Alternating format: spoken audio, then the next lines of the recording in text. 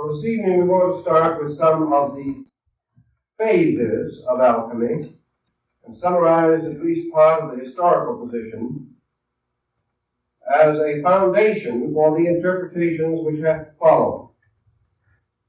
The term alchemy, of course, combines two words, godly, and chemistry, which is the science of commixtures or the making of formulas.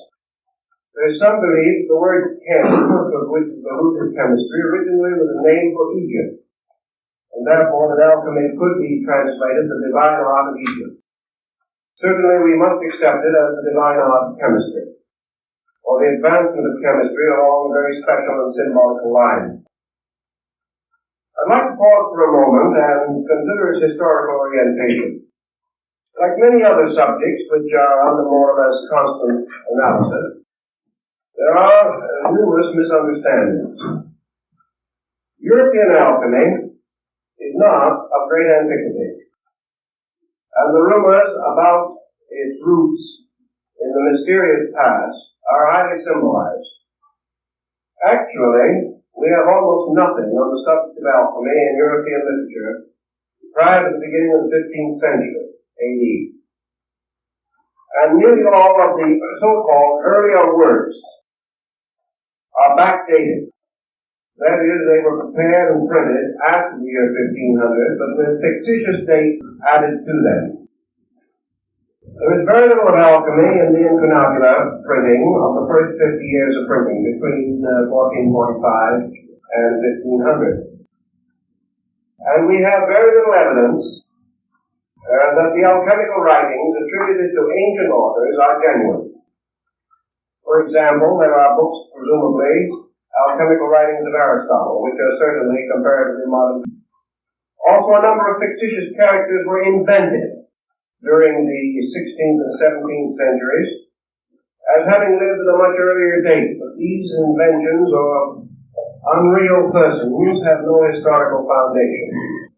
Actually, we find the phenomenon of the rise of alchemical symbolism and thought almost paralleling the rise of European astrological speculation and the rising of secret societies and of Rosicrucianism in Europe. Now, alchemy is not limited to European countries, that we know. Remnants of it and references to it are to be found in the writings of many ancient Asiatic peoples. The rise of alchemy in China, like that in Europe, is comparatively late when compared to the fabulous and legendary accounts thereof. So we must recognize we're in the presence of a rather mysterious situation, namely that a art or cult arose in Europe, which was given an antiquity by means of a certain exaggeration on the part of those working with it. And actually, alchemy, as we are going to consider it, developed within the period between about the year 1500 and the year 1700. During these 2 centuries, this symbolism developed and elaborated itself almost beyond human imagination. Most of the symbols employed by the alchemists were derived from earlier sources, but there was also a wonderful mixture of creative ingenuity evident in the designs and figures. Some are obviously derived from mythology, some from natural history as it was understood or misunderstood by the writers of that period. Certain parts of it belong to the symbolisms of ancient religious cults. A part was taken from the older symbolism of astrology. Still other elements are almost unique to alchemy and do not occur elsewhere. Thus, historically speaking, we are dealing with a body of lore that rose to prominence, flourished for 2 centuries, and then gradually declined with the rise of chemistry as we know it today. I think we should bear in mind that there was an alchemy in antiquity, very roughly and inadequately drawn, but that actually, while we say that alchemy is the mother of chemistry, we might be wiser to realize that there was also a chemistry prior to alchemy, and that alchemy did not simply give rise to chemistry. Chemistry, on an earlier date, gave rise to alchemy, and this in turn declined again, and chemistry once more emerged as the principal carrier of tradition in this field of learning. Now, in consideration of these elements and factors, we are not in the presence merely of a great traditional account handed down for thousands of years, but of a cleverly devised program, integrated and perfected within a comparatively short period of time. This integration has a definite bearing upon the perpetuation of certain schools of philosophy and mysticism that originated in antiquity and also passed through various vicissitudes in the rise of European culture. Let us try to draw a picture of Europe at the time of the emergence of alchemy. Europe itself was coming out of the Dark Ages. It had just passed through the Renaissance and the Reformation. The human mind was beginning to break the tremendous bonds that bound medieval man to a reactionary traditionalism. The human mind was also rebelling against the dogmatic theology which dominated this entire period of European history. For several hundred years, men had been unable to use their minds. In the first place, there was no way of training minds. There were no schools. There were no universities. There was practically no opportunity for the average citizen to become educated. The second problem was that Europe was devastated by natural and man-made catastrophes. The bubonic plague swept Europe, and during the course of about 300 years, its periodic ravages totaled somewhere in the neighborhood of some 50 to 100 million human beings died of this plague. During this same period also, the rise of the Inquisition is to be noted, and the tremendous attack upon heresy, upon liberalism and free thinking of all kinds. Even such schools and universities as did come into existence under the great cloister school system of Charlemagne were limited by a most reactionary and patristic philosophy. Even the physician did not dare to perform autopsy, did not dare to dissect the human body. He was bound completely to the writings of Galen and Avicenna, authorities, traditional authorities, whose writings covered the field from the minor ailments of the human body to the probable causes of volcanic eruptions. These traditional textbooks did not give any opportunity or any individualism to the mind of the person. He was simply schooled according to tradition, schooled within a very narrow boundary of acceptances and rejections. Within the church itself, a number of systems of philosophy had arisen, particularly the philosophy of St. Thomas Aquinas. This man had a magnificent mind, but bound as he was, again, by the limitations of his church and his time, he was unable to break through into the free atmosphere of liberal thinking. Rebels of that period, like Bruno, Savonarola, and even Paracelsus, paid with their lives, or with their worldly goods and honors, for their efforts to break through this traditional pattern. In this same period, demonism and demonology and necromancy flourished. The mysterious magic attributed to King Solomon was restored. The grimoires came into existence, and men went out to crossroads at night to invoke spirits. It was a time of rather dismal intellectual benightness. Yet this oppression forced upon man was not exactly in order with his growth and evolution. A more ancient man had achieved much more. The Greco-Roman civilization had given to the world a magnificent culture. The philosophical attainments of Egypt and the Near East were spectacular. And these achievements and accomplishments did not simply die. They could not. The human being will not stop thinking and cannot stop thinking because someone tells him he must. Thus, there was beneath the surface of European thought and European life a tremendous surge of intellectualism. A surge which could not break through, but which did begin to emerge as soon as the Protestant Reformation began to lift the boundaries on human thinking. Now, against this pressure from within the individual himself, the pressure of his own inadequacy.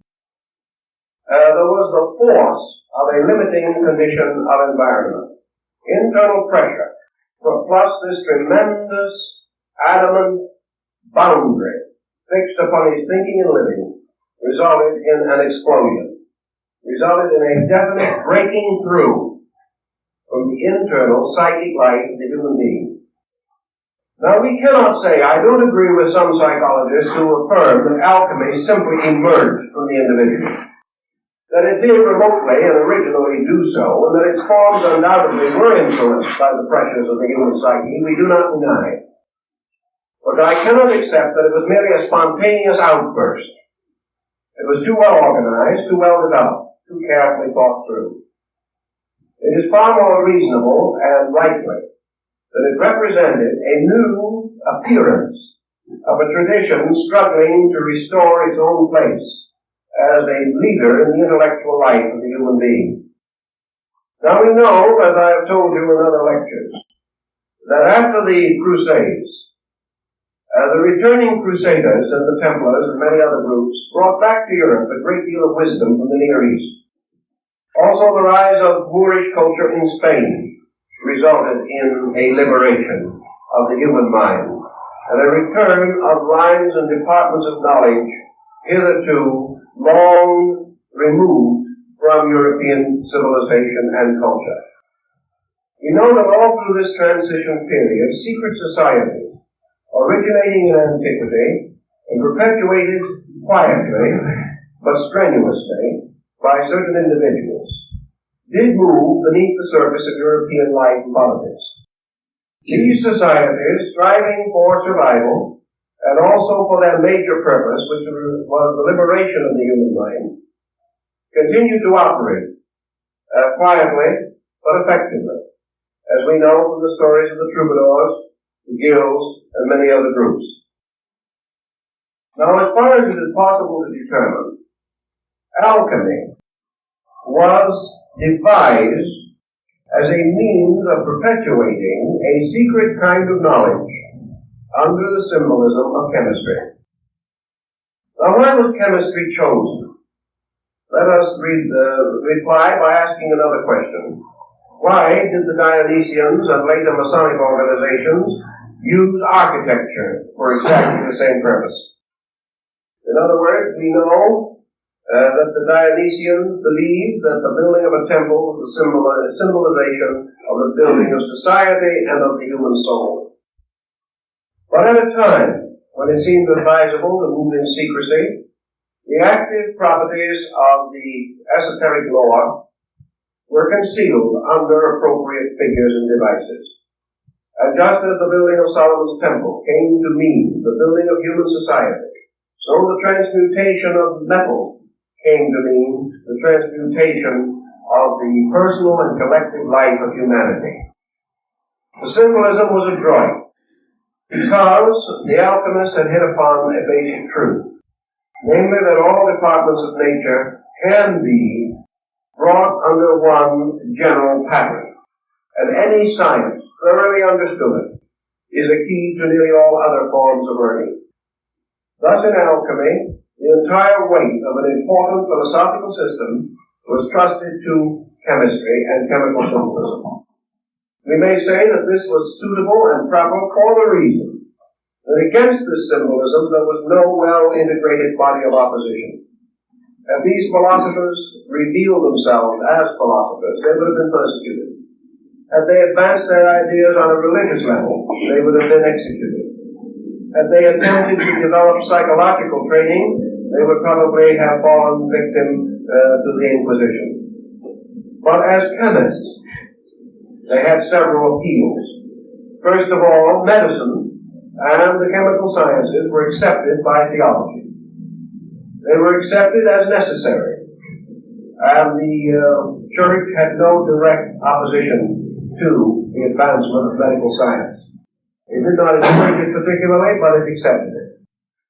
The second thing is that this symbolism strangely intrigued the covetousness of the human mind. During the rise of alchemical symbolism, many princes, powerful leaders of both church and state, hired and maintained alchemists, and carried elaborate research programs because alchemy promised to transmute base metal into gold and to discover the universal medicine and the elixir of life. And there wasn't a rogue in Europe who didn't want to live longer. And there wasn't a king in Europe who did not want additional funds in the treasury. So, the appeal to the cupidity and the selfishness of mankind helped to protect the alchemist from persecution. He had hit upon a wonderful formula. And even though he did suffer to some degree from the greed of princes, still for the most part he was catered to and pampered. And we remember the Street of the Gold Makers in Prague, in Czechoslovakia, where a whole colony of these alchemists worked together for a number of years under the princes of Bohemia and other royal patrons. It must have been rather interesting to realize that these alchemists were supported, maintained, and nursed along by the very tyrants who alchemy expected to eliminate. But it was only timely to carry the step as we must by degrees.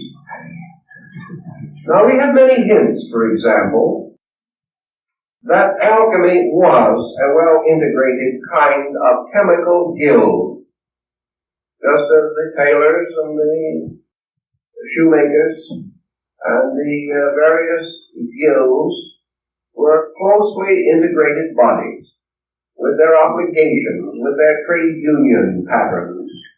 So the chemists formed a guild, and the great guild of the chemists gradually turned into the guild of alchemy. Now let us take another parallel to this because I think it is helpful to us and we want penetration as well as coverage. I made considerable research on the activity of architectural guilds in Europe during the period of the great cathedral builders. And we've come across a number of very interesting facts. When a great community or a powerful prelate of the church was resolved to build a cathedral, it was a great undertaking in those days. And if you visit the marvelous cathedrals at Chartres or Notre Dame or one of the wonderful churches in Florence, Verona, you will realize how great an undertaking these cathedrals really were. The local villages, of course, could do very little because at that time the village around the cathedral was just a little mass of huts, practically, around this magnificent building. Even today, the cathedral towns of Europe can be seen for miles, but only the cathedral, standing what appears to be alone, but actually surrounded by the low buildings of the citizens. When the time came to build a cathedral, the designer, the architect, or the sponsor, let it be known to the wandering journeyman. Perhaps in towns at that time there was a carpenter, or one or two stonemasons, who passed through on their apprenticeships. These were told, and in 3 months all Europe knew. These wandering journeymen, traveling from place to place, told everyone along the way, they in turn told everyone else that they met, and so on. And so in 3 or 4 months, the whole of Europe knew that this great building was contemplated. As a result of that, qualified workmen in all of the lines naturally involved in such a project began to congregate. Now today we would say they would come and probably come up with their trailers or something of that nature and build a little community or something of that nature, or move into hotels and boarding houses. Such things didn't exist at that time. When these builders came, they brought their families with them, they drove their cattle, they brought all their worldly goods, because they never expected to leave that community alive. In those days, to build a cathedral was a matter of 200 or 300 years. These men and their sons and their sons' sons would work on that building, and would continue until it was finished. Under such conditions, these builders, some coming from countries that did not even speak the language of the land in which they were to work, did not mingle with the citizens. did not move into the community or the town. They built their own city, a comparatively permanent one. And in one of the cathedrals in which I made some research, we learned that a town composed of nearly 15,000 human beings was built in a few weeks on the site of the work. This town simply came into existence. And it was all made up of workmen, craftsmen, who recognized each other by certain secret signs, who had their master's marks, and who were known to be qualified for various work. There were apprentices, and there were craftsmen, and there were masters of the work. As soon as this community came into existence, it built homes for those who were to work there. In the midst of this great community, they built their community house. And they then sent to the nearby town where the work was to be done and communicated with the architects and the financing committee and demanded their proper share, or their proper token. For it was up to the community where they worked to supply each one of these men with a pair of gloves, a white lambskin apron, and a certain amount of raw hides and skins to cover the roof of his communion house. As soon as this had been properly taken care of, this community, created by these workmen, held a session, collected its own officers, created its own mayor, or in this case, master of the work, his assistants, to prepare the work of the day and to lay out the program for all of the other workmen. These men and their community lived completely apart from the rest of the country in which they lived. And as the records of the time shows, they did not even follow in the religion of the community. These people had their own religion, and several early fathers, writing of these communities of builders, shook their heads sadly over their quills and said that we think that some of them were not as good Orthodox Christians as they should have been. It's quite possible, because from the Near East came men who worked in silk and fabrics, came cutters of stones and gems. From North Africa came men skilled in design and artistry. From Bulgaria, Romania, from the great Slavic states, from all parts of Europe they came, Christian, Muslim, Jew, everything you can think of, but all bound together by the great guilds into which they had been initiated. These guilds created their own world. They created their own cooperatives. They had their own ways of taking care of the widows and the fatherless. They took care of their own sick. They brought their own physicians. They did everything, and they created a form of government which we call today democracy. And that democracy began within the structure of the guilds. Now, if you attended a great meeting of the guild masters, you would attend something that was very interesting. You would find these men gathered in the communion house, or in the community center. And here, on certain intervals, prescribed by their laws and their traditions, they broke bread together. And because not one of these was greater than another, they were seated around a circular table. And in the midst of the table was the gill cup. And this gill cup had on the lip, all around the edge of the cup, little hooks. And on each of these hooks was the crest and shield of a guild master. This cup was filled with wine, and each of the masters drank from the cup, performing a ritualistic Eucharist and rededicating their lives to the great service of the architect of the universe. They were worshipping through building. Their laws were their own. Their secrets were inviolate. Their mysteries were perpetuated.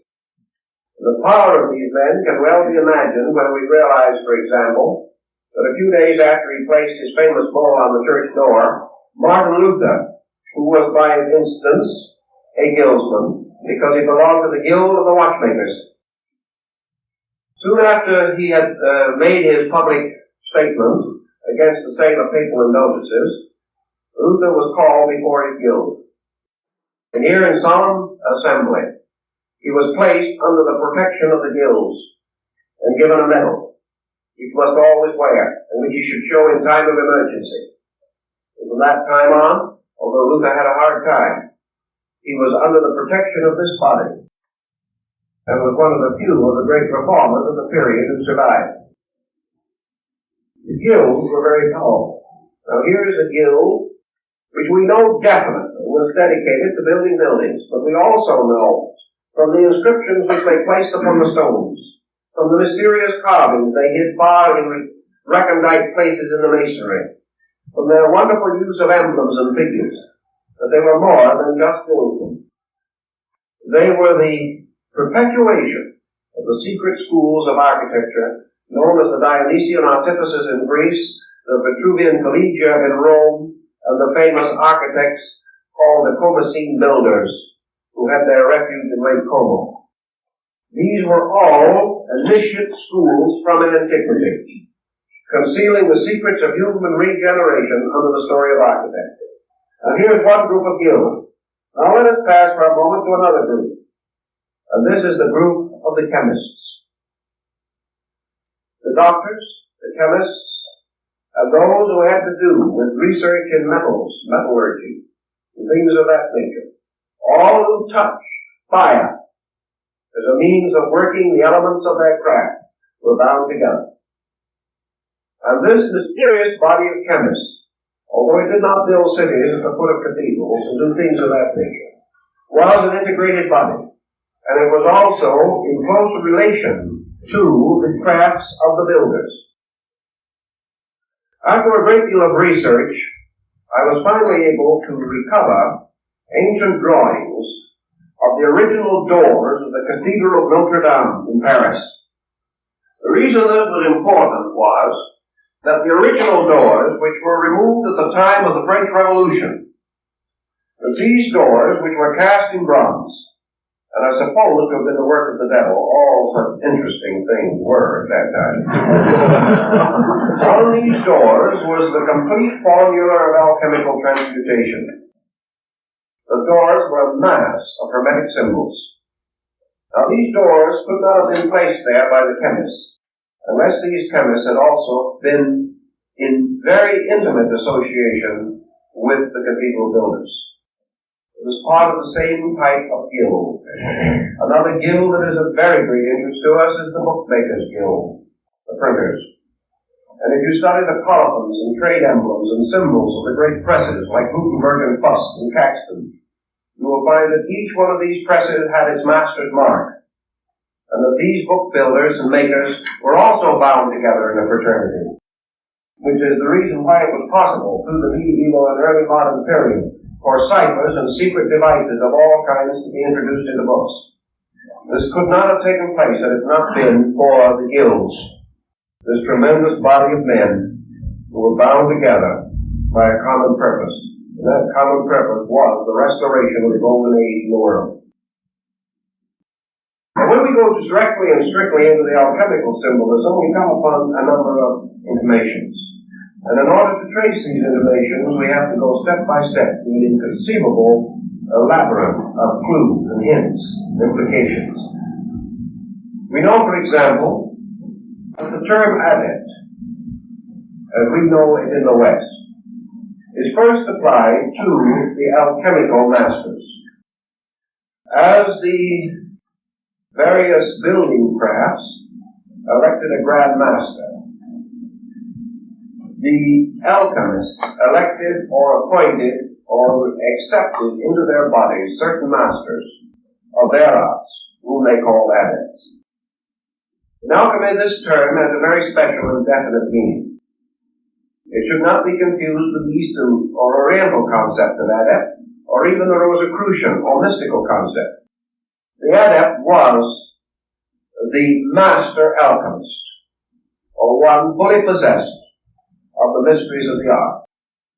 Now in the builder's craft, you had the masters, the fellow crafts, and the apprentices. In the alchemical guild, you had the adept, the illuminate, and the initiate. Those were the 3 degrees. And these represented those who had attained to 1 or 2 or even the 3rd step of knowledge concerning the mysteries of chemistry. The adepts gathering together in the performance of their equivalent to the master builder's Eucharist, gathering around the great gill cup, which in this case was the wonderful alembic of alchemy. Also appointed their ruler, who was called the Adept King.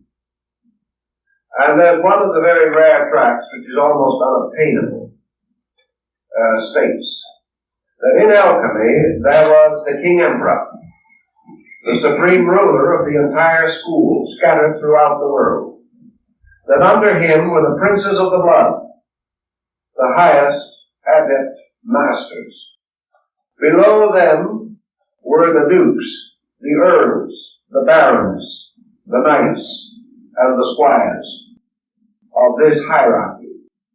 Therefore, it was customary to refer to a certain alchemist as a duke or as an earl, depending upon his place in this great, mysterious empire, which existed in a strange dimension, extending through all other empires, and binding them together by a strange level of traditions.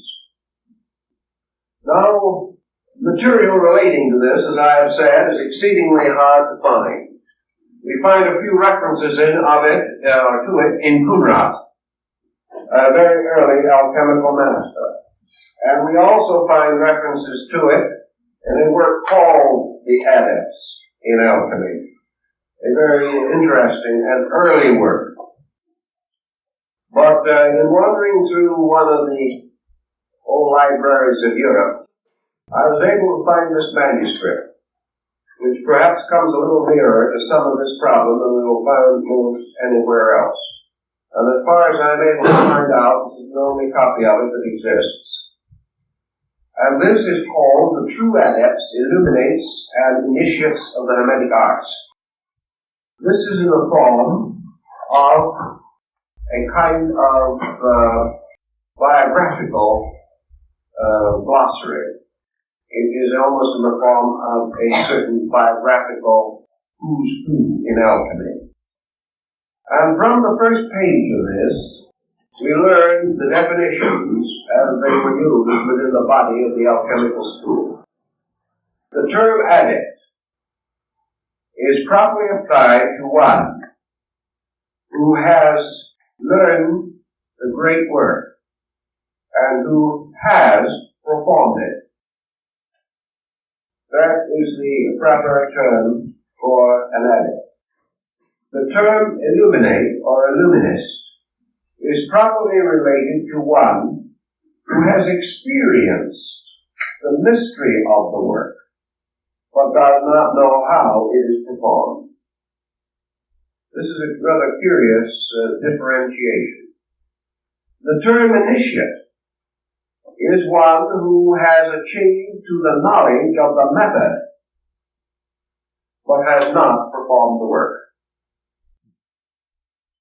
Now this is the way in which the guild of the chemists was divided. Following this is a list, prefaced by the fact that it must always and ever be remembered that there are false adepts, false illuminates, and false initiates, but that the genuine ones can be determined only by those who have the knowledge to investigate the secret marks and symbols. Then we have here a list of the adepts of the school, both imaginary and historical, and also the degrees of their development within the school. We learn from this book, for instance, that according to the alchemical tradition, Moses was an adept. We learn that Solomon was an adept. And this brings us very close to the fact that Solomon was also supposed to have been a great architect and a master of those mysteries. Then we learn also, as we go on, through these lists, some of the other names involved in this. The Apostle John, a sublime illuminate. Hermes, an adept. Orpheus, an adept. Apollonius of Rhodes, an initiate. Homer, an initiate. Ptolemy, an illuminate. Virgil, an initiate. You can go right down through this book, and you will find all of the principal names and their ranks in the school. We also learn that Avicenna was an initiate. Albert the Great, Albertus Magnus, was an adept. St. Thomas Aquinas was an initiate. Roger Bacon was an initiate. Raymond Lully was an adept. I won't try to read them all because many of the names are not particularly important to us now. But this work carries on through all of the different steps of alchemy, pointing out that these different teachers, masters of the schools, were actually bound together in a pattern. Now when we take an alchemical tradition and we come to the discovery that it includes Orpheus and Homer, we know that we're not dealing with chemistry, because these men were not chemists. We were dealing with an esoteric system of which the alchemical schools in Europe were comparatively recent development. Verdi and Illuminate.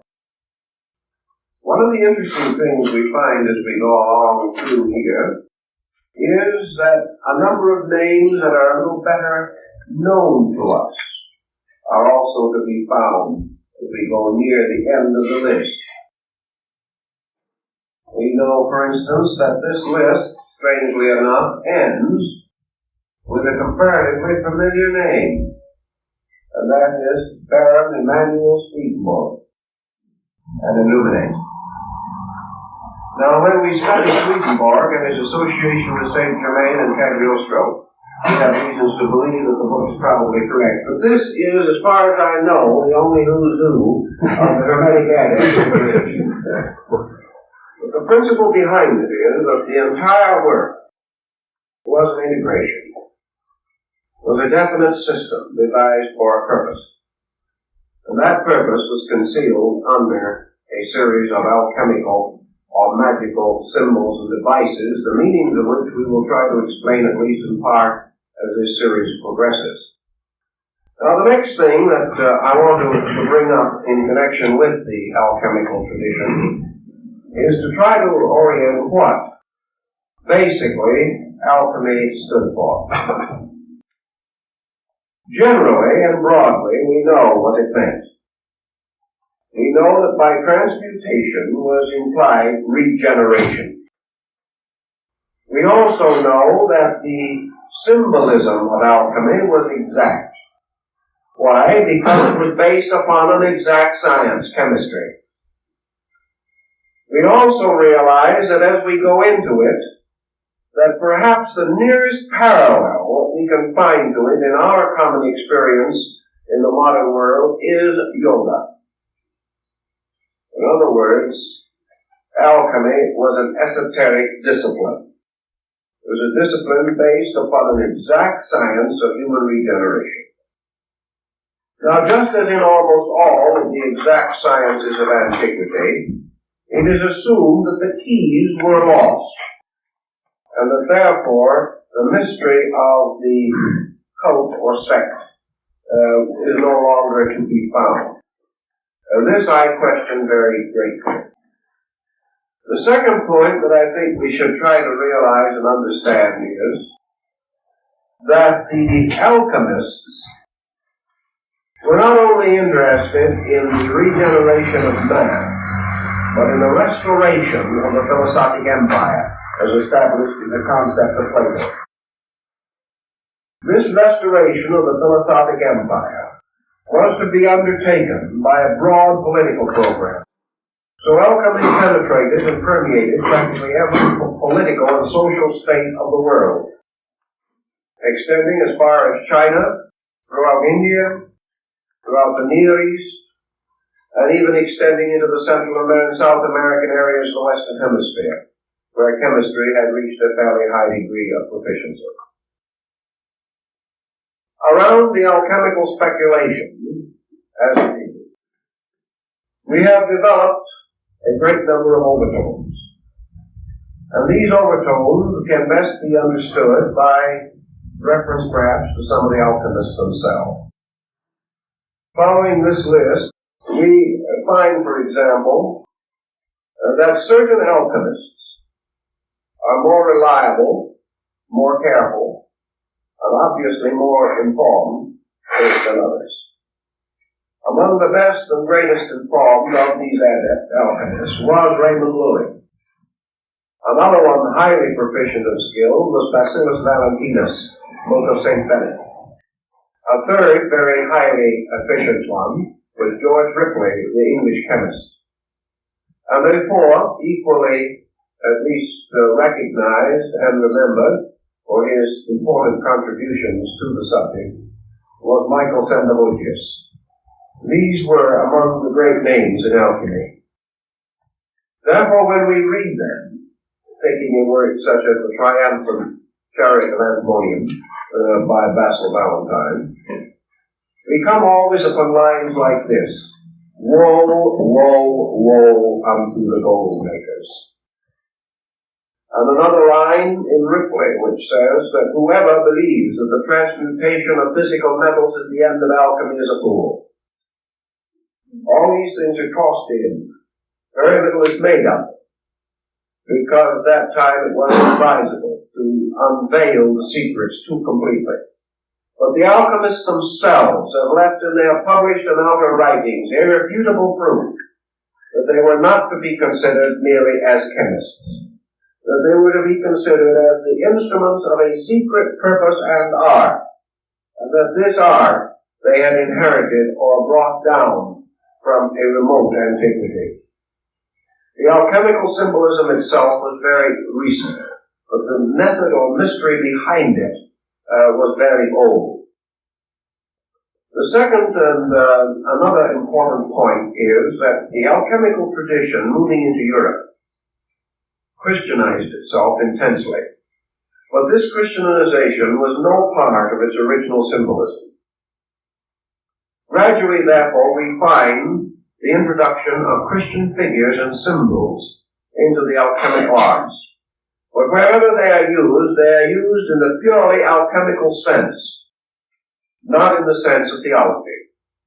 Just as the mystical symbols of astrology and magic used by Bede were not to be used in the magical and astrological sense, but in a purely mystical sense, a matter which has been of considerable concern to students of the subject. One of the names associated with early alchemy was Paracelsus von Hohenheim.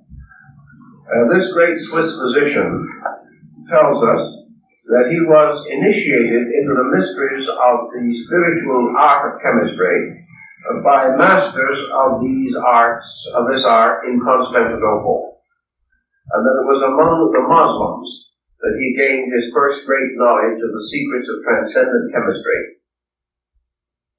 In all probability, he studied with the dervishes and other Eastern groups who had under another symbolism, a symbolism in some cases of music or song or poetry, had come to the same as did the famous troubadours and the Pliard of Ronsard in France. All of these groups were bound together.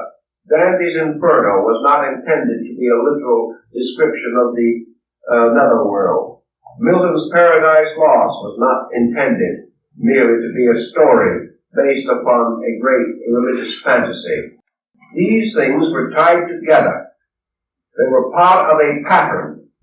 And if you had the key, you could unlock the pattern. If you did not have the key, it remained hopelessly a mystery to you. But to possess the key was to have a knowledge of the transcendental arts and all that they imply in the system of alchemical speculation. Two names I'd like to mention specially connected with the problem of alchemy this evening. One is the French alchemist Nicolas Flamel. The story of Flamel is almost unbelievable. He was a poor man who made his living by writing documents and acting as a notary.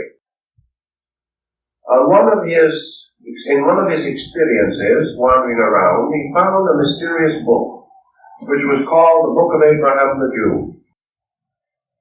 This book was written upon tablets of some mysterious fiber-like substance, and it contained only a certain number of leaves, and on these leaves were the entire formulas of the transmutations of metals.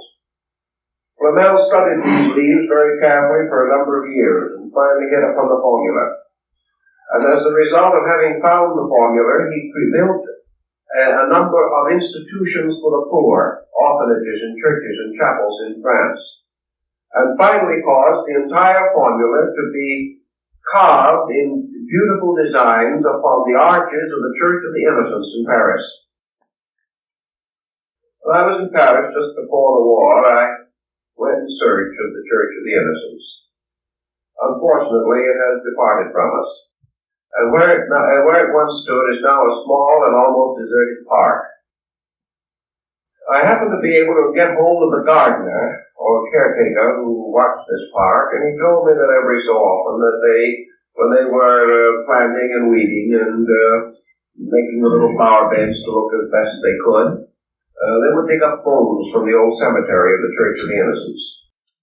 And then a number of stones and a number of inscribed sections from the church had been taken into the courtyard of the Cluny Museum in Paris, where they stood around in various places. I went over there and looked them over. Some of them still showed sections of the alchemical designs of Nicolas Flamel. This mysterious man was persecuted terrifically. They gave the secret from him, but never divulged it. And is said finally to have gone to Asia, where he lived for a great length of time in company with dervishes and other mystics.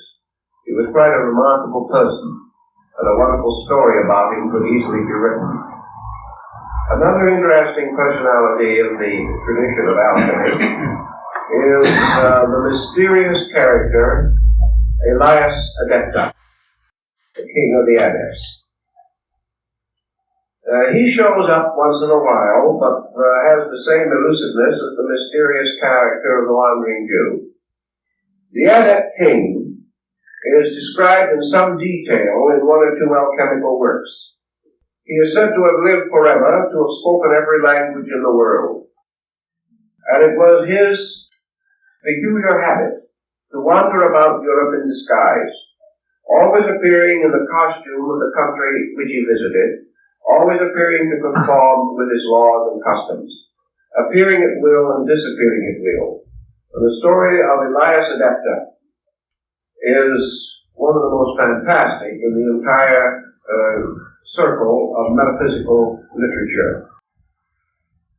Typical example of the story of Elias Adepta will be found in the writings of men like Sandavodius, an alchemist working in his laboratory, struggling desperately, very devout, very sincere, very noble man. He finally came to the point where he could no longer find any further clues to the mysterious search which he was advancing. He came to the point where there were no longer any answers. He did not know what to do next. He had done everything that he could think of and conceive of, and had studied and worked and labored and prayed and meditated and gone as far as he could. In this emergency, it was not uncommon for a knock to be heard on the front door of his house. A mysterious man would come in. And he would go to the laboratory of the chemist and sit down and talk to him for a few moments, and then tell him what to do. And then, when asked who he was, he would probably smile and say, "Oh, just a wandering chemist who kind of had an idea to give a little advice at this time," and would walk out the door and never be seen or heard of again. Gradually, records of this mysterious wanderer gained proportion. And for over 200 years, the story of Elias Adepta, wandering about Europe, is to be found in choice archives in this field of research. In a few cases, he told his name. He was Elias the Adept. He was the mysterious Adept king who was to come and to rule over the world. Then he would vanish again, like the mysterious the bodhisattvas of Shambhala, not to be seen or heard of anymore. As these stories build and as the legends accumulate, the parallels between this concept and that of the Oriental mysteries become very obvious.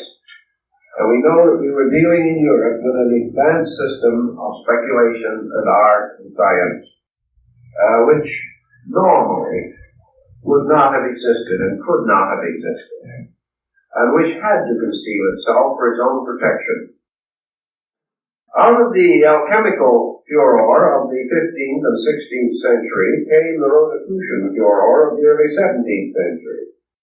And let us remember definitely that all opinion and prejudice to the contrary, that there was no evidence of the existence of Rosicrucianism in Europe prior to the year 1610. That the story like that of alchemy has a much older origin, but that this origin is fantasy, is legend, lore, symbolism, all that we will accept. But actually, this society, which combined certain hermetic and alchemical factors with those of other sciences of the time, such as Kabbalism, magic, actually came into existence about 1610. Nearly all of the alchemists then flourishing in Europe became immediately involved in this new heresy, the Brotherhood of the Rosy Cross. It also was strangely short-lived and elusive. There are a number of accounts of Rosicrucian adepts, including one who whistled rats out of houses, but we won't take him too seriously. In the first 10 years of Rosicrucian excitement, after the publication of the Brahma Confessio Praetoritatis, about 900 books were written dealing with the subject by persons who knew nothing about it whatsoever. Many of these books were in the form of open letters, published at the expense of the author, in stating his own qualifications and asking a brother of the society to contact him in some way, because he had no way of contacting the society itself.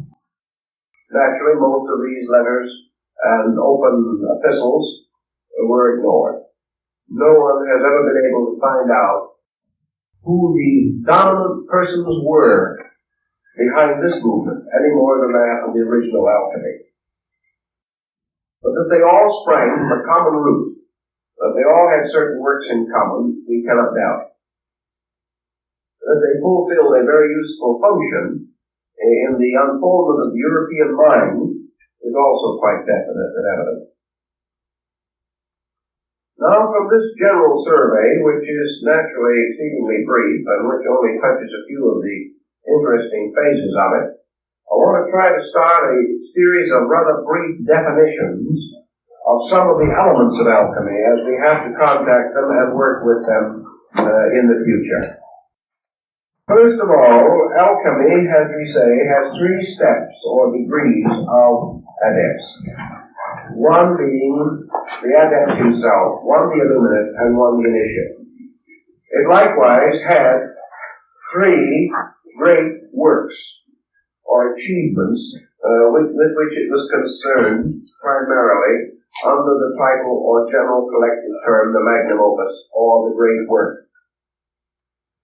The first and supreme work of the alchemist was the formation or the production by art and genius of the philosopher's stone, the lapis philosophorum. Now, the creation of the philosopher's stone was associated identically with the adept himself. The adept, or the master of the school, and the philosopher's stone parallel. In other words, the adept and the stone had something in common, almost something in identity. The second work of the great school of alchemy was the transmutation of base metals. This, the formation of physical chemistry for the production of synthetic minerals and metals, was associated with the third step in the cycle, namely the initiate. In other words, the initiate was the transmuter of metals.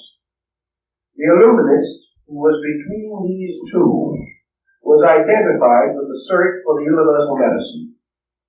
So we have the three steps in relationship to the three grades.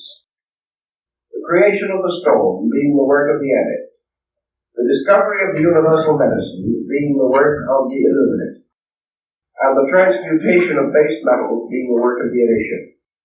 These three then represented the keys to the works of the grades, or differentiated the labors of the three classes or orders of alchemists. The transmutation of base metals into gold was the work of science. The creation of the universal medicine was the work of philosophy. The casting of the lapis philosophorum, or the great stone, was the work of religion. Thus religion, philosophy, and science were the three grades, as in almost all of the great mystical things, schools and systems. The first grade was, of course, the grade of the spirit, the second, the grade of the soul, and the third, the grade of the body. Thus the body was the transmuter of minerals, the soul, the discoverer of the medicine, and the spirit, the precipitator of the stone. Von Welling, the great German adept, gives us a very definite series of definitions, indicating that these accomplishments conceal the rituals, rites, and secret ceremonies of the grades, and that therefore, under the heading, for instance, of the transmutation of metals, we have an interesting symbolism. The alchemist represented metals under usually 7 symbols. These 7 symbols being identical with the planetary symbols of astrology. Thus, for instance, lead with Saturn, iron with Mars, and so on. These were the base metals. And they were formed together in the form of a 6-pointed star composed of 2 interlaced triangles, and in the center a 7th point, so that the 6 points on the points of the stars and the 7th in the center constituted the 7 metals. Now the alchemists also drew this, as defined in the Septium Verum, in the form of 7 of these 6-pointed star patterns arranged in a circle like a wreath. In each one, a different symbol of a different metal was in the center, and the other 6 surrounded it on the points of the stars. Each one, therefore, told us the simple point that the alchemist himself made out, namely that each one of the metals contains all the others. Now, if we take the points of the metals and we change these into the 7 liberal arts and sciences, we shall then have a key to the great social reform of the transmutational level of alchemy. In other words, your 7 metals are the 7 departments of human society. They are the 7 arts and sciences. They represent the 7 races, the 7 continents, all of the great systems of septiums by which the world's life and progress are measured. Each of these contains within itself the seeds of all others. And the alchemist says that the seed of universality is within every particular of nature. Every atom contains all the rest. Every center contains an infinite circumference locked within its own essential nature. Also, the alchemist pointed out that every base metal contained within itself pure gold. Now, the amount of pure gold contained within any atom or any minute particle of matter might be so slight as to be practically beyond discovery. But alchemy said, you do not create gold, you make it grow. The seed of the divine metal is within all base metals, and that the transmutation of a base substance is not actually a change into something that does not previously, or did not previously exist, but the release of that which is forever present in all compounds and in all elements. So that alchemy is the nourishing and the feeding of the seed of gold in everything. Now, if you go into Titanius of Spanheim to find out the mystery of gold, the old abbot tells us that gold represents light. It represents life, it represents reality, it represents being, it represents spirit, it represents truth. Gold is reality, integrity, or validity in one of its innumerable forms. Therefore, if you take a science like mathematics as one of the 7 liberal arts and sciences, you will then find that within mathematics is the seed of universal intelligence or universal life. And the problem of the alchemist is to make the seed of reality grow, rather than to permit the outer forms of these arts and sciences to remain unregenerated. Thus, in the field of learning, alchemy is the regeneration of arts and sciences, not by reforming them, essentially, but by releasing through them the seed of truth which is locked in each one of them. To make the seed grow, to accomplish the mysterious multiplication from the mango seed, like the fabled legend of Indian magic, was the problem of alchemy. Recognize the divine truth in things and to nourish that truth and bring it forth, that it might have conquest and dominion over all other base elements. Now, in the transmutation of metals, another important point was brought out, and that is that the outer bodies of the metals are irreconcilable. Therefore, that you cannot force iron and lead together and cause them to accomplish an alchemical mystery. You can fuse them to produce an alloy of some kind, but you cannot force them together to release their own spiritual power. Therefore, before metals or elements can be given a new birth in the spirit, they must die. And the death of elements, the destruction of minerals, the complete elimination of the formal nature of the forms of things is part of the alchemical procedure. Therefore, alchemy was a death and a resurrection, and come very, very close to philosophical symbolism as we come to this level. All of the outer bodies and structures of metals must die before the spirits of these metals can unite to form the mysterious transmuting agent which is called the red lion. This again has very great significance, and the alchemist finds comfort in the words of the scripture, that unless a man be born again, he shall not enter the kingdom of heaven. For every one of the forms of nature must die before the life within that form can be liberated or released.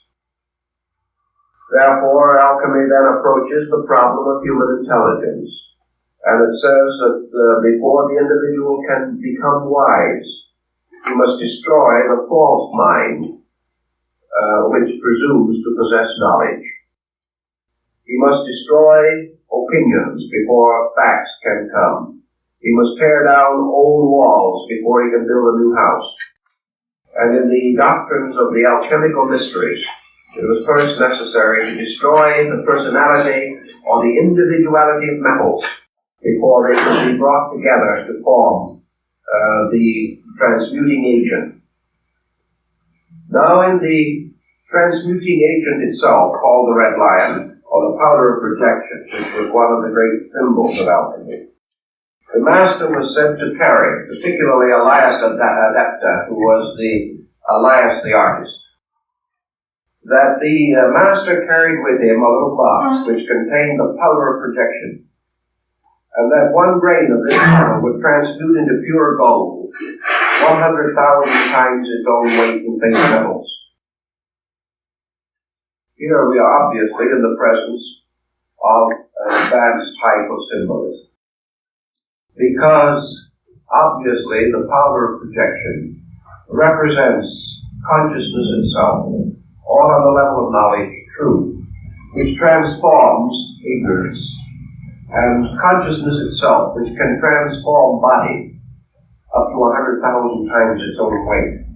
Therefore, the power of projection is consciousness itself, by means of which all base substances can be transformed or changed. The red lion is the symbol in alchemy of illumination, the mysterious enlightenment from within, which is the rebirth of the soul of metals.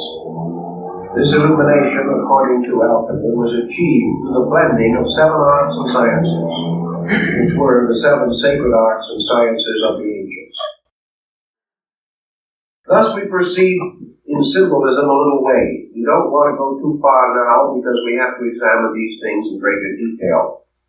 So we then consider the creation of the universal medicine, which was the work of the Illuminists. Now how is this universal medicine to be found? The basis of this medicine goes back into a very ancient symbolism, and that is the production of the spirits of metals and the spirit of gold, which can be captured in wine. Theophrastus Paracelsus explained that in certain parts of Switzerland, where there was gold in the soil, grapevines, sending their tendrils and roots into the earth, gathered up this gold, and of all forms of vegetation, the grape is the one which has the greatest affinity to gold. And that if in areas where gold is in the soil, the dead vines of grapes are burned, and the ashes of these, from this burning, are washed, gold will be found in them. Now, if you study this symbolism a little further, you will begin to recognize the peculiar use of the grape, of the wine, of the Eucharist, and of the mysterious symbols of the early Christian church.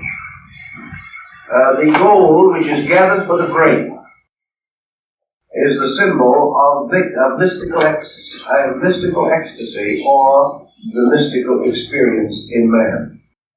For this experience gathers the available consciousness. And we remember that the Christos, or the symbol of the illuminator and the initiator, refers to himself by saying, I am the vine.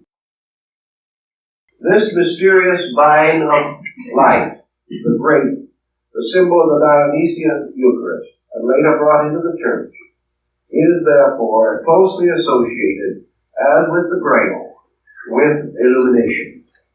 The universal medicine is the mystical experience arising within the individual.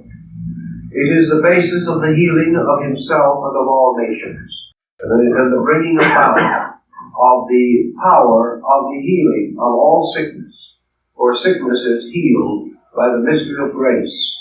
And in alchemy, the grape and the grace are identical in meaning. So we have here a heavy mystical overtone, overshadowing the physical or alchemical symbolism as we generally accept it. You will find work on this subject and the development of it in the work by General Ethan Allen Hitchcock, American Civil War general, in his Mysteries of Alchemy. Now the lapis philosophorum, or the diamond stone, the diamond soul, also is reminiscent of many religious systems. In Tibetan Buddhism, the diamond soul appears as one of the most important symbols of the world deity. In alchemy, the ruby diamond is the most important of all the symbols. It is a synthetic stone so made that it has a drop of blood in the center. I have seen in Europe 2 or 3 ruby diamonds made by art and nature, by alchemical transmutation. We recently have read in the paper that at last a completely synthetic diamond, absolutely perfect, has been discovered. And this undoubtedly is the same basic principle as the idea of alchemy. For this reason, alchemy says very simply, that which occurs psychologically within man will also occur physically in chemistry. In other words, alchemy does not deny that base metals can be transmuted. But it says that the laws used in this are the same laws as those used in the transmutation of man himself. Therefore, if the individual gains the secret art for the transmutation of his own nature, he can also transmute physical substances.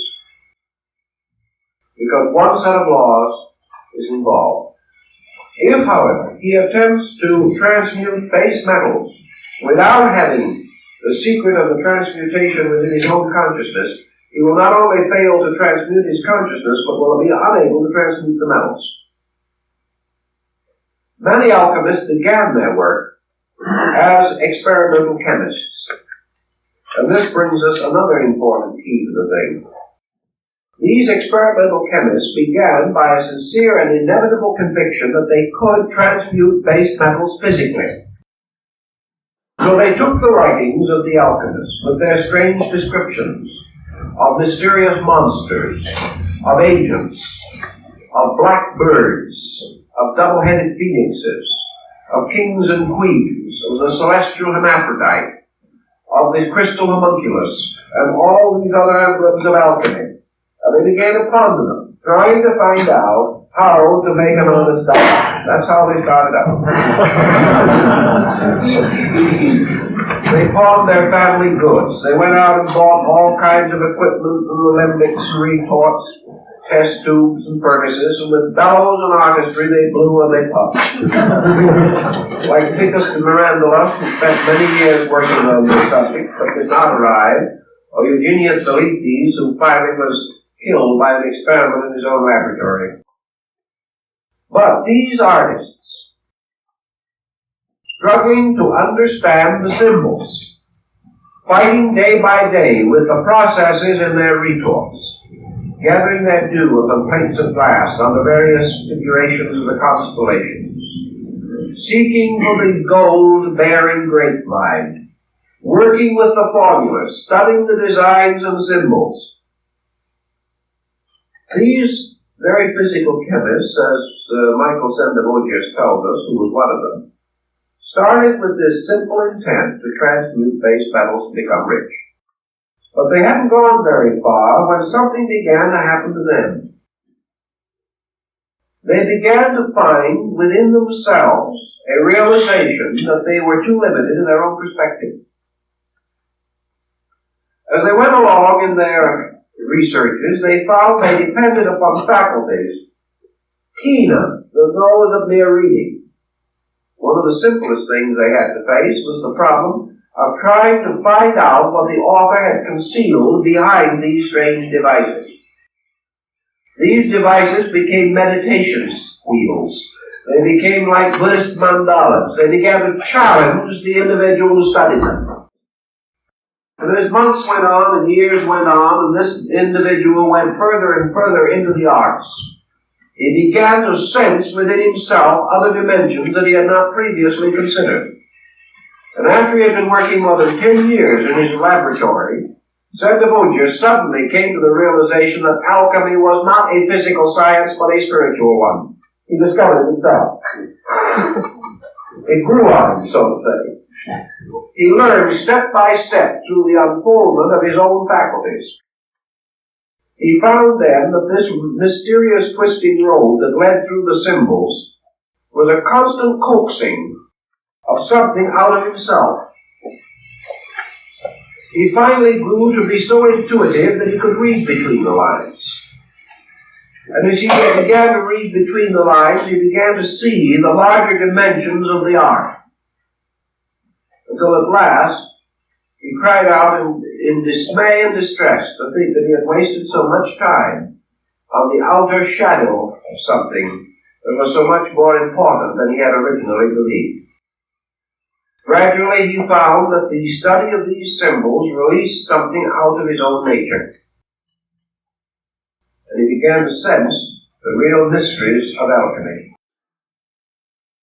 So we have another definition that has to sneak in somewhere along the line, and might as well slip it in right now. Namely, that the initiate is the intellect, that the illuminate is the intuition, and that the adeptus is the consciousness, and that they're all inside of himself and always were. But the alchemical adept is the mysterious power of consciousness operating through will and yoga. And that every human being is his own adept. And that Elias Artista, the master of the adepts, who appears and disappears without leaving trace, coming when he is most needed, disappearing no one knows where, represents these flashes of consciousness by which the individual suddenly and briefly senses his own internal. That there is something within himself that does not respond to his demands, but somehow responds to his needs. Elias the artist is his own consciousness. The great fire of alchemy is his own will, by means of which these mysteries are wrought. The illuminist is his own psychic nature, particularly his intuitional and inspirational part. And the initiate is his mind, which can always know the secret but can never experience it. So the adept himself, in all his parts, is the alchemist, growing step by step in the experiences of his own art. As we recognize these principles gradually coming more and more clearly to us, we also can go on further now. In the alchemical transmutation, we have a bottle. It's a very interesting bottle. It's a kind of a bulgy bottle with a long, sometimes a rather long neck. And within this bottle are a number of strange devices, one of the more common and frequent of which is a peacock with an extended tail in many iridescent colors. And the initiate seeking the stone is told to watch for the appearance of the peacock's tail in the bottle. In the emblems of Solomon Trismosan, called the Splendor Solis, we have a good many examples of this wonderful adventure taking place in a glass bottle. This was called the hermetic womb in the rites and in the ancient mysteries. And this undoubtedly has one very simple meaning. This glass bottle is the human soul. And it is within this soul that the mystery of the 7 transmutations takes place. Now you remember in the last series when we were talking about yoga, I pointed out the importance of recognizing that the human soul corresponds with the orbits of the 7 planets. And that the soul of man represents this field of the 7 cardinal virtues, the 7 deadly sins, which reflect downward into the physical phenomena of the 7 liberal arts and sciences. Therefore, the second part of the work of the illuminate, takes place within the soul, and the bottle it must contain the universal medicine.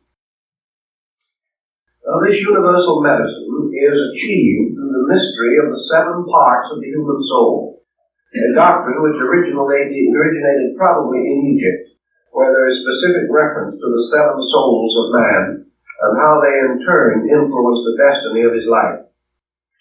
Now, when we get up into the higher level of the Adepts, we also begin to see this cut diamond with its various facets and symbols.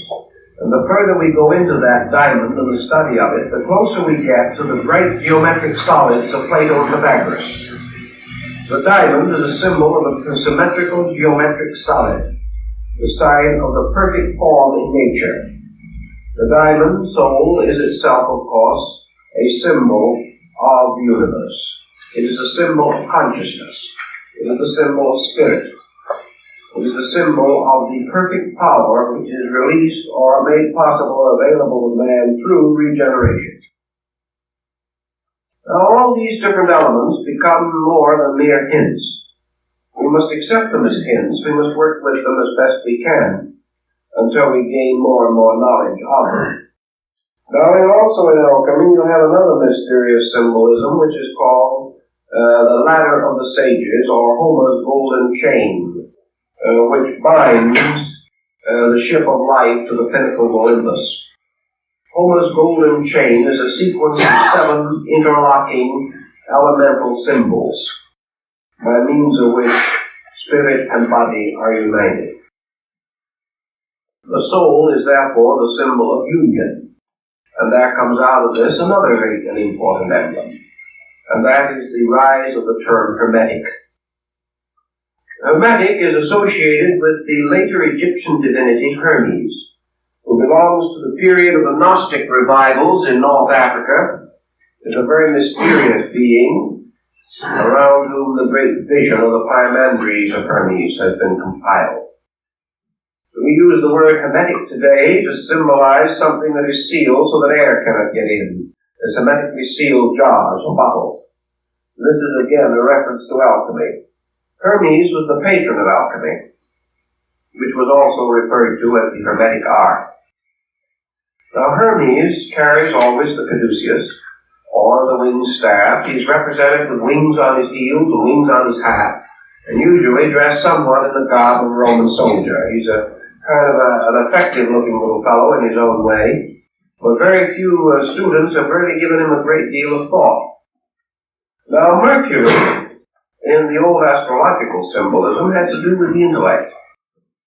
And to a certain degree, it still has that relation in alchemy, because mind unites spirit and body. Mind is the link between man as an internal and man as an external being. Through the mind, man expresses into himself from environment, and through the mind, man expresses the inner nature of his own consciousness. Thus, mind is a common ground within himself. But the alchemists used mind much more in the sense that we use the psyche of the soul.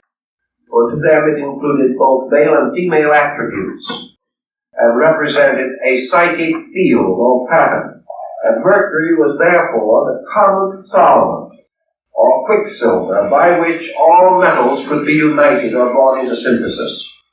Mercury was the absorbing power, so that actually, according to their doctrine, the philosopher's stone was composed of the union of salt, mercury, and sulfur. Sulfur representing consciousness or spirit, salt representing earth or body, and mercury representing mind, or the solvent. In this symbolism, using the Hermetic analogy, we come upon a number of very interesting and important parallels, each of which we will gradually develop along with other symbolism. Mercury now emerges as something that unites or forms a common ground, absorbing into itself things otherwise irreconcilable. Let us try to understand that in terms of human experience, in something that is familiar to us. What is there about us as beings, or what faculty or power do we possess by which we can reconcile opposites, by which we can bind together through experience things held differently or regarded as irreconcilable in nature or quality? What is this most mysterious and absorbing agent? The Greeks, and later the Hermetists and the Alchemists, declared that the psychic field of man was capable of accepting from above spiritual powers and reducing them to the level of mind and emotion. And that this also, the soul, was able to cause bodily elements and external phenomena to ascend into this middle zone and be absorbed into soul quality. So that the soul was the common denominator, the link, the common field into which both spirit and matter passed, and in which they seemed to die, to be reborn again as one body or being. So we can say that in the Hermetic allegory, consciousness, which is the spiritual power, descending into the field of Mercury or into the soul, manifests itself as intellect and intuition, whereas bodily elements or energies ascending into the soul also took on an attribute or aspect of intellect and intuition, so that they took on an overtone and were reconciled in this field, and that therefore man, through a kind of experience within himself, achieved an alchemy, in which he transmuted the opposites of his own nature and caused them to become one being within the sphere of soul power. So we have the formula very simple. We have the king and queen, which are spirit and body, or God and nature, producing the homunculus, or the crystal creature, which is man. Man, therefore, is Hermes. Man is the unifier. Man is the personification of the principle of the Hermetic medicine. In man, heaven and earth are mingled. In man, the divine and the human are brought together in one structure. In man, all opposites of nature meet. And in man, in his own nature and in his own existence, in his own attitude, the creation of the diamond soul is made possible. Thus Hermes, or Mercury, is man. Man composed of certain powers and faculties, particularly the 7 powers of the soul. These 7 powers of the soul being the basis of the harmony, or synthesis, by which the divine and the human, or the divine and the mortal, are brought together. Thus man becomes the potential alchemist. So we have in the old symbolism, heaven, earth, and the alchemist. Now, we find many such symbols. Heaven represented as a divine being. Earth represented as a wonderful fecundity of life. The king and queen again. Holding between them man, who is the potential adept, who is the potential redeemer of all things and the transmuter of the universe in which he is placed. Now this heaven earth man begins to bring another point into consideration, which we have in alchemy. So we have a trinity of terms which are to be found in certain of the old alchemical ABC books, as they are called, the Abecedarian writings of early alchemy. And here we have God, nature, and art. Now alchemy was called art, and it was called art in a definition which says, an art perfects nature. Alchemy says there are no miracles to be performed by art. Art merely anticipates nature and achieves its greatest work by becoming a handmaiden of nature. Bacon, the English philosopher, refers to art as the power to perfect nature through intelligent cooperation. So art becomes the symbol of alchemy. In nature, all things are growing. All things are unfolding their life. And all things are moving inevitably and victoriously towards perfection, or toward the state of pure and complete being. But the path is slow, the means are continuous, and the achievements are imperceptible at any given time. Now in a field of man's researches, such as horticulture, for example, comes along a person like Luther Burbank, or a man like Dr. Carver, who begins to fulfill the alchemical adage of art perfects nature.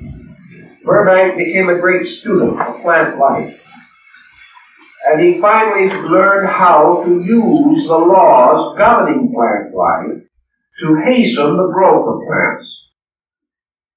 He didn't break any laws, he didn't perform any miracles. He simply used knowledge and helped the plant to help itself.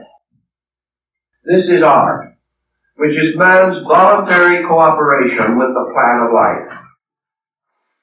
The plan will be perfected without man, but it will take millions of years. Man will perfect himself over a great period of experience by trial and error. Man will go on suffering, dying, until he learns how to live. This is the long road. He will continue to make mistakes, will learn ultimately the laws governing his own conduct, and in the fullness of time will learn to keep those laws. But man may also do many things. He may learn how to work with laws. He may learn that through his own voluntary cooperation, he can make things grow more rapidly. Through will and wisdom and discipline, he can make himself grow more rapidly. Not by performing a miracle, but by cooperating with nature. So we find alchemy defined as the servant of nature. Not a magician waving a wand, but a gardener working with a spade in the garden. And in the opening sections of Michael Myers, one of his books, we have alchemy as the gardener, working with a spade, very carefully cultivating around the rose bush. There's no description given, but there's none necessary. This is art the gardener, making possible the more immediate and perfect growth of the flower. The rose, of course, is always eros, love, and acrostic for the human soul. So soul gardening is an art. And the alchemist is the gardener in this great and mysterious garden of the metals. So we find around the gardener growing on various trees symbols of all the metals. He is a gardener working in the field of the metals. He is making them to grow. The artist also is the gardener working in the garden of his own soul, making it to grow, releasing the 7 powers and faculties which are exoterically represented by the 7 senses of man, unfolding all the potentials there, keeping faith with the law, making the law to reveal itself through working with it, through following its own rules and causing the law to fulfill itself more immediately through obedience. Another symbolism appropriate to the idea is the gardener weeding his garden. He has valuable plants there which he wishes to protect. Therefore he takes away the weeds. He fertilizes the ground. He cultivates it and makes it possible for his precious plants to grow better. Now also we find the garden sometimes symbolized as a little fenced-in enclosure, in which, as like as not, you will find 2 animals, a lion and a unicorn. Now we all remember the good old earthly ride, the lion and the unicorn fighting for the crown. You'll find that the lion and the unicorn, for instance, are the supporters of the crest of Great Britain, the British Empire. The unicorn is a very wonderful creature, with 1 horn in its forehead, made like a horse. The unicorn is a very, very sensitive and delicate animal and always likes to be around kindly people. The unicorn will very patiently and lovingly follow the mysterious Virgin of the world, Sophia, who is the only one that can put a bridle on it. This is a very interesting bit of symbolism also, because what is 1 horn but 1 pointed? And what is 1 pointed except will or consciousness itself? Therefore, the unicorn represents the power of will, the conscious will of the individual. The lion, of course, the red lion, we know to be the symbol of the mystery or of the great powder of transmutation or perfection. We know that the lion in this case represents wisdom. The will and wisdom captured in a garden can accomplish great and wonderful things. Because the struggle of will and wisdom, seeking for the crown, of course the crown is Hathor, the symbol in the Hebrew Kabbalah of the supreme power, of the supreme reality of all things. The crown of power and rulership. There are many, many uses of alchemical symbolism in other departments of living. We also find, for example, in the alchemical doctrine, constant references to various symbols used in the Bible. We find, for instance, that the complete transmutation and the production of the mysterious universal medicine is believed to be contained within the Canticles of Solomon. In other words, the Song which is Solomon's contains the complete formula for the production of universal medicine. And the alchemist can break it down and show you word for word and line for line how that follows through the various researches and various cycles of transmutation. Another very important alchemical formula is said to be concealed in the Lord's Prayer. Now, the alchemists who recognized that that is true were telling two stories at one time. They were telling that they had found that the Lord's Prayer was an exact example of psychic chemistry. But they were also telling you that the end of psychic chemistry was the achievement of the spiritual state represented by the Lord's Prayer. It worked both ways. And that also that the state of holiness or piety, or the state of prayerful contemplation of reality, was the alchemical transmutation. That the transmutation of fear into faith, for example, was the overcoming of the black symbol of vitriol. All these things worked out on moral and ethical levels. The only difference between them and our general concept of knowledge lies in the exactitude of the symbol. For example, the alchemist says that the sun in the air, in the sky, that is represented in the earth by gold. Therefore, that the gold and the sun are the same thing exactly in vibratory principle.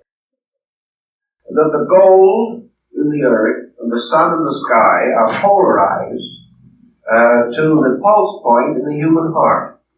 And therefore, that the human heart, the sun and gold, are all pathetic ratio to each other. And that they are of an identical and proper nature. And that they have certain powers in common. Dr. Rudolf Steiner, in his researches in Switzerland in connection with the use of the talismanic metals of the ancients in healing disease, discovered what we have also learned later by other means, namely that potable gold, or what we might term biological gold, is a heart remedy. And that a syllable gold goes directly into the walls of the heart. Thus, the sympathy that was represented in alchemy was recognized as an existing fact in nature. And that these different principles all work together. Now, the same thing was true with other parts of the universe. Everything that was morally true was scientifically true. If it is true, for example, that wisdom is better than ignorance, that can be proved on terms of chemistry. It can be proved in terms of music, in color, in tone, in sound, in everything. That all values that exist ethically also exist scientifically. And that the polarities of all the elements are to be found in the moral and spiritual life of the individual. And that which constitutes a good life also constitutes an exact working formula for a chemical compound. That just as surely as man is able to integrate certain patterns in his own living, the laws governing these patterns are exactly the same as those used in architecture. And a happy, harmonious, well-integrated home can be mathematically diagrammed, and the diagram will be the perfect structure for a building. This is what Leonardo meant by certain of his canons. In other words, there is a dynamic which extends from one level of life to another.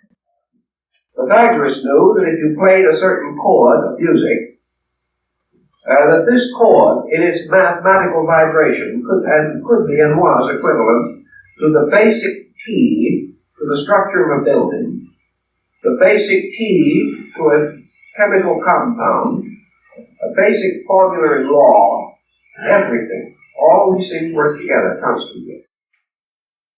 Therefore, if you have a perfect method of purifying a metal, You have a perfect method of purifying a government, a perfect method of purifying the human body and the human soul and the human mind.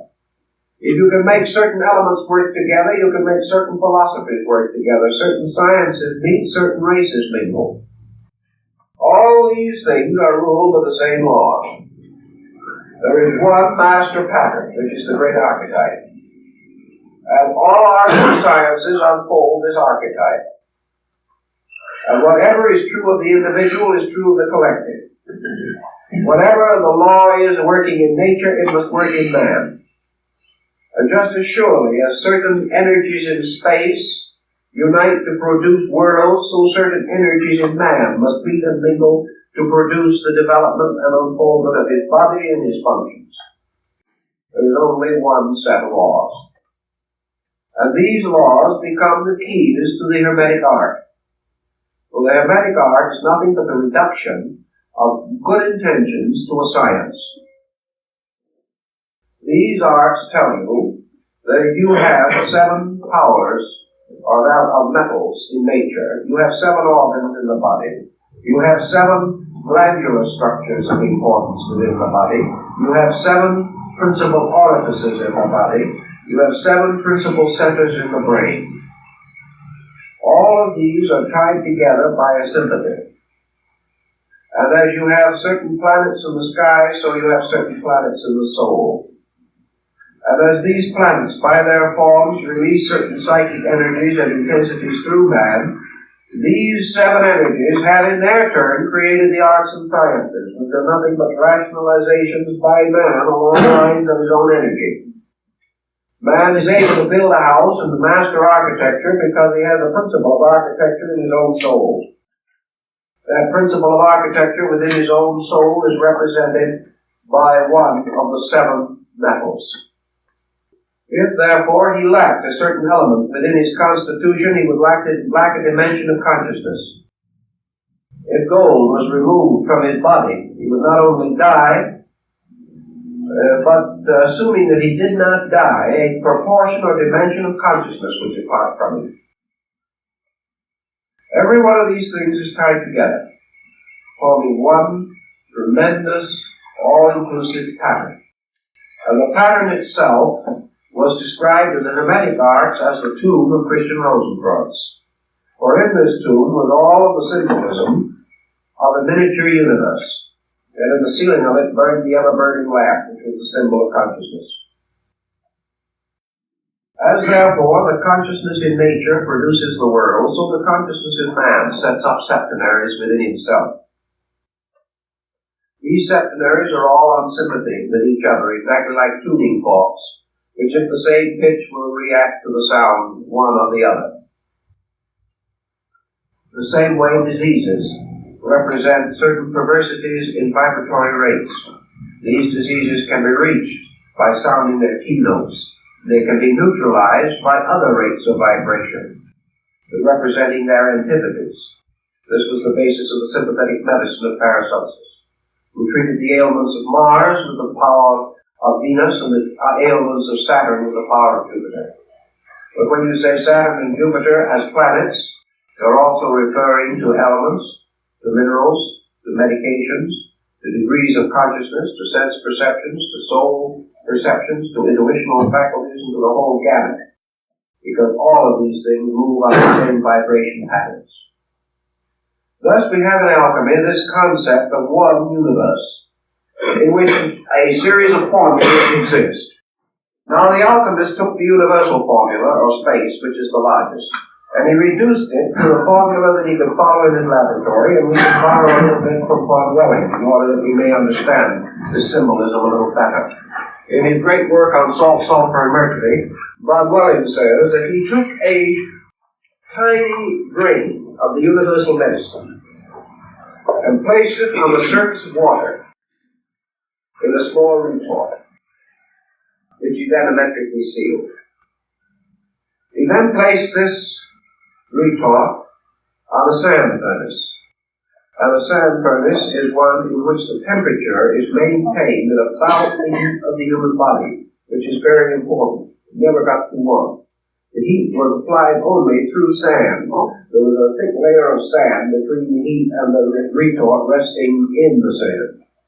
And Bob Welling says that after a certain time, when the heat within the bottle reached that temperature of incubation, or the temperature, as he says, that is achieved by the hen sitting on an egg, when that peculiar natural heat level was reached, this grain of the elixir, or the mysterious powder, began to move. And he said as he watched it, it began to spin. And as it spun, it threw parts of itself off. And these parts that flew off began to move around it.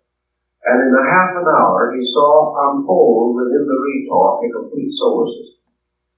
Why? Because every unit must follow the law of the entire.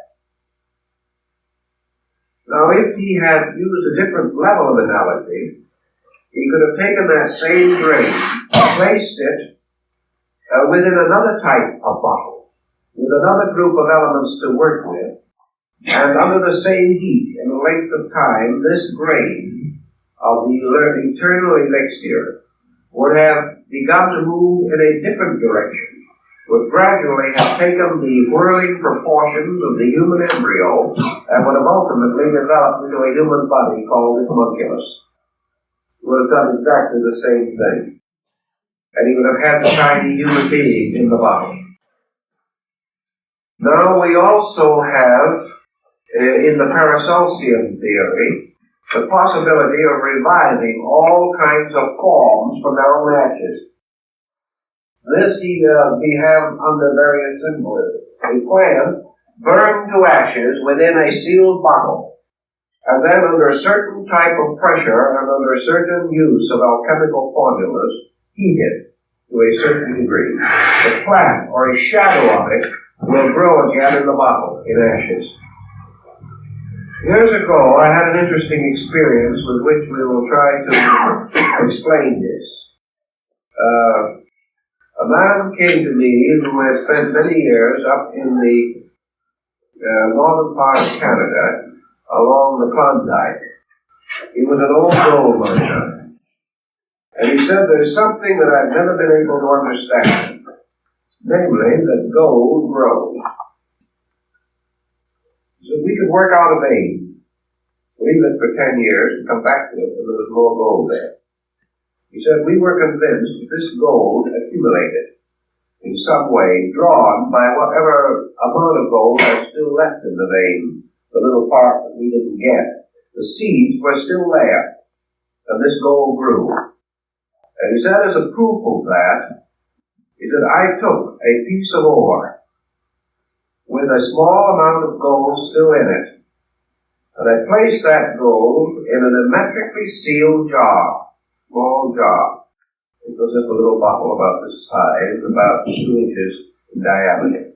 He said, I have now unsealed this, and I want to show it to you. He said, when I placed it in there, many years ago, there was just a grain of gold in it. That now, many years later, that little grain of gold has become a perfect little tree. It has grown from its own seed, the growth of metals. And he said, I will tell you something else, and he showed it to me. And it was undoubtedly exactly as he had described, and I'm inclined to believe him because we have the same record exactly from the Swiss gold miners of the 16th and 17th centuries who said that they had actually made gold grow. But another interesting thing this old miner told me was, he said, it didn't grow nearly as rapidly until I happened to discover something. Namely, that it grew more if I kept it on me. And therefore, many months I've carried it inside my clothing, this little bottle.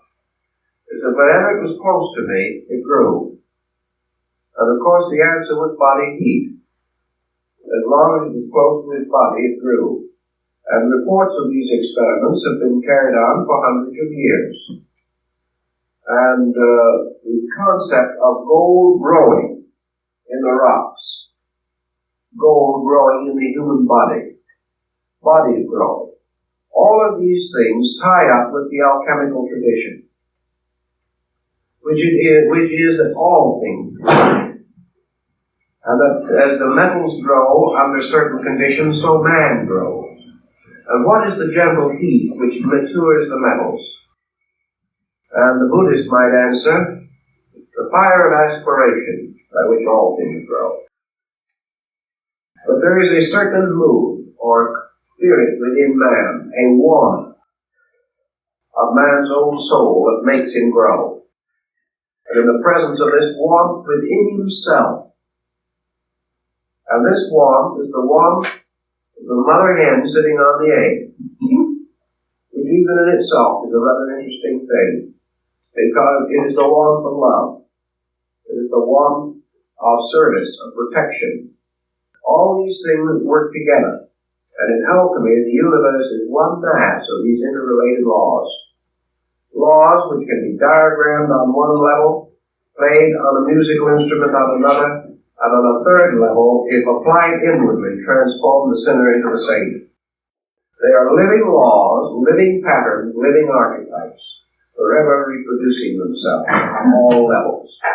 And the alchemist says if you can discover these on one level, you can then apply this key to all other levels, and have then, indeed, the key to the mystery of the universe. So this is a little something of the background. And from that, we must go on to the psychology of this, and the science of it, and I'll try to show you as we go along the symbols, the artistry, the books, the manuscripts by which this symbolism, this concept is unfolded. And it is the great hermetic allegory, or the great law of analogy, as above, so below, as with the lesser, so with the greater. All things differing in multitude and magnitude, but all identical in the great pattern of vital principles that sustain them.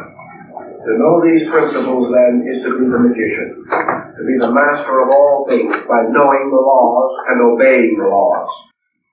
An art is man's learning to obey, his constructive and wonderful ability to take these principles and amplify them so that they work more rapidly and perfect themselves more perfectly. Man working with law, therefore, is the master alchemist. And if he works with the law works for him. And he sees things grow and multiply in days, months, or years, which might otherwise require ages, unless they receive the cultivation of the hermetic gardener. This is the concept on which we must later build the more detailed account of the alchemical procedures. Now our time is up for tonight,